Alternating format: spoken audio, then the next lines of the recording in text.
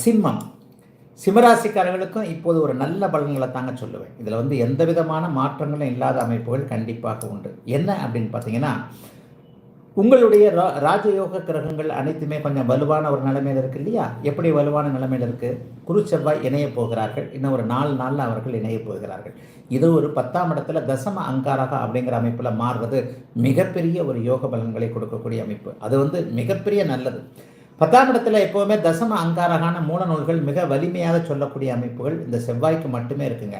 வேற எந்த கிரகம் 10ஆம் இடத்துல இருந்தாலும் அது அப்படி ஒன்றும் பெரிய நல்ல பலன்களை செஞ்சிடறதில்ல. ஆனால் செவ்வாய் வருவது மிகப்பெரிய யோகம். அந்த செவ்வாய் இப்போது அதாவது பருத்தி புடவையாய் காய்த்தது அப்படிங்கிற அளவிற்கு மங்கள யோகத்தோடு வேறு வருகிறார் இல்லையா? மிகப்பெரிய யோக பலன்கள் செய்யக்கூடிய அமைப்பு இந்த சிம்மராசிக்காரர்களுக்கு உண்டு. பட்டம் பதவி போன்றவைகள் கிடைக்கக்கூடிய அமைப்பு. வாரத்தின் ஆரம்பத்தில் 12ஆம் இடத்துல 1ஆம் இடத்துல 2ஆம் இடத்துல சந்திரனுடைய இயக்கம் சரியாகவே இருக்கு. முதல்ல ஒரு 3 நாள் பார்த்தீங்கன்னா கொஞ்சம் செலவு இருக்குங்க. 12ஆம் இடத்துல இருக்கிறார் இல்லையா? சில பேருக்கு செலவுகள் ஞாயிறு திங்கள் செவ்வாய், குறிப்பாக சொல்லப்போனால் திங்கக்கிழமை தான் சொல்லணும். திங்கள் செவ்வாய் புதன் ஆகிய இந்த 3 நாட்களும் பயணங்களும் செலவுகளும் வீண் விரயங்களும் இருக்கக்கூடிய தன்மைகள் நிச்சயமாக உங்களில் பலருக்கு இருக்கிறது. அதே நேரத்தில் நடுப்பகுதி வாரம்னு சொல்லப்படக்கூடிய பிற்பகுதி வியாழன் வெள்ளி சனி ஞாயிறு அது ஃபுல்லாக நல்லாவே இருக்கும். ஒரு பட்டம் பதவி போன்றவைகள் கிடைக்கக்கூடிய அமைப்புகள், மாணவர்களுக்கு கல்வி மேன்மைகள் இருக்கக்கூடிய அமைப்பு, எதிர்காலத்தில் என்ன படிக்கலாம் ஏது படிக்கலாம் என்பதில் ஒரு தெளிவான சில விஷயங்கள் இருக்கக்கூடிய தன்மைகள் சர்வ நிச்சயமாக உண்டு. சிம்மராசிக்காரர்களுக்கு அப்படி ஒன்றும் சோதனைகள் இருக்கக்கூடிய அமைப்புகள் கண்டிப்பாக கிடையாது. ராசிநாதன் இப்போது 11ஆம் இடத்துல இருக்கிறார்.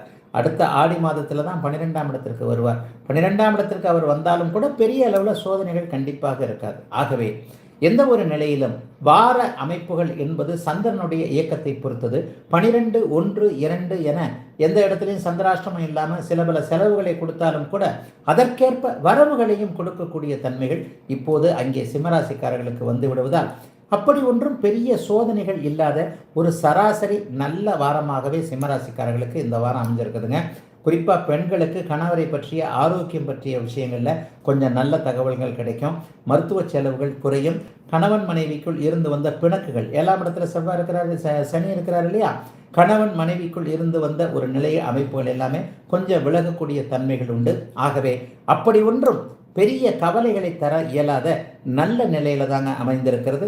இந்த சிம்மராசிக்காரர்கள் எல்லோருக்குமே அவரவருடைய வயதிற்கேற்றார் போல இந்த வாரம் ஒரு சகஜமாக பணவரவு உள்ள அனைத்து அமைப்புகளையும் நல்லவைகள் இருக்கக்கூடிய அமைப்பாகவே ஓடிவிடும். இந்த வாரம் நல்லாவே இருக்கும், சந்தோஷமாகவே இருக்கும்.